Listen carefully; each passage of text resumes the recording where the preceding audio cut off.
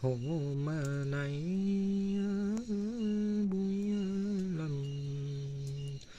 là bụi non ồn về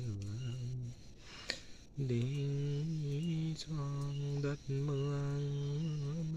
bụi lâu rầu ồn về lên son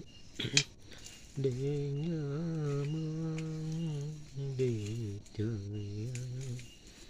đi ôi ngà có mà bụi lâu rầu